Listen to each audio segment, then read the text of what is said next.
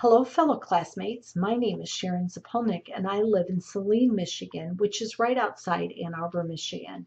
I did my site visit at a hospital located in Maumee, Ohio, which is just outside of Toledo, Ohio, about an hour south of here.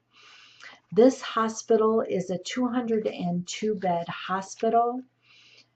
They offer emergency services, they offer cardiac services, inpatient and outpatient surgery, orthopedic surgeries, oncology services. They have, of course, radiology, laboratory services. They offer rehabilitation and wound care. And they have an ICU and a CCU, as well as labor and delivery there at the hospital. They mainly take care of elderly patients at this facility who seek cardiac treatment, emergency services, and surgical services there at this hospital.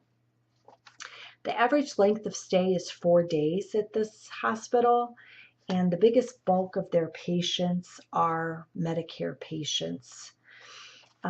This hospital uses a hybrid medical record, which of course, as you all know from being in this class, that is a combination of paper and electronic record. And for me, who has not worked in the health information field, I liked being able to see what I've learned in books, actually how it works in the real world. And while I was at the hospital, I was able to sit with someone that took the charts, prepared them, and scanned them and loaded them into the computer. The computer software that they use is ChartMax, and they find that it's very user-friendly. While I sat with her, she would take the chart and prepare it, removing any paper clips, staples, taping any torn pages. The other thing that she had to do was she would have to put headers and footers on some of the pages. At this hospital, they do use barcodes, but they have a merger possibly in the works, but that's been put on hold. The merger would be with a ProMedica health system. So some of the forms in the hospital are ProMedica forms and they're not barcoded. So when the chart kit comes and it needs to be scanned, there are pages that headers and footers need to be put on before they're scanned. So I was able to observe her take the chart, prepare it, put it in the scanner, scan the chart. Once that chart was scanned, she would do a chart review on the chart, going through, making sure that each page was scanned, that you could read what was on the page, that each page had the patient name and medical record number on it, and that each page indeed belonged to that particular patient. Once she completed her chart review, then she was able to upload that chart into the computer. So that was a very interesting thing to watch. I also got to sit with someone that was doing chart analysis. And what I found interesting was she was doing chart analysis on charts from 5 months previous.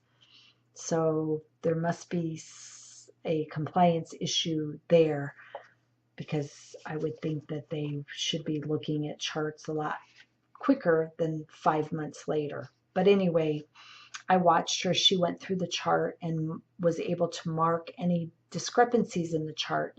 Those discrepancies, once they were marked, were sent electronically to the clinician that needed to address the deficiency. Those deficiencies could be addressed remotely, whether on the floor, in the clinician's office, and then sent back to the medical record department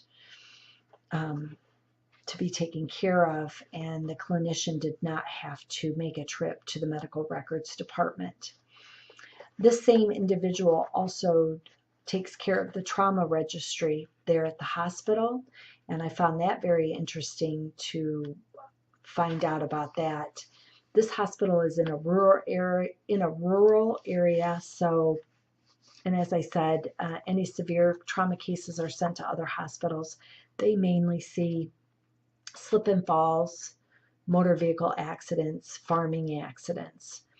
So she told me that on the 10th of each month, she goes in and looks at the previous month's trauma cases and prepares them then to be sent to the state of Ohio quarterly.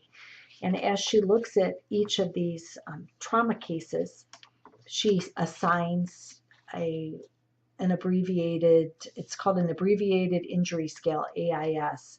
It's a ranking scale from 1 to 6 that ranks the trauma. This scale represents the threat to life associated with that trauma, but it is not a representation of the measure of the severity of the trauma. The scale, as I said, is 1 to 6. 1 represents a minor trauma, and 6 is an unsurvivable trauma. So I found this very interesting to watch and learn about. Anyway, I hope that you have learned something from my site visit, and I look forward to watching your videos and learning something about your site visits. Thank you.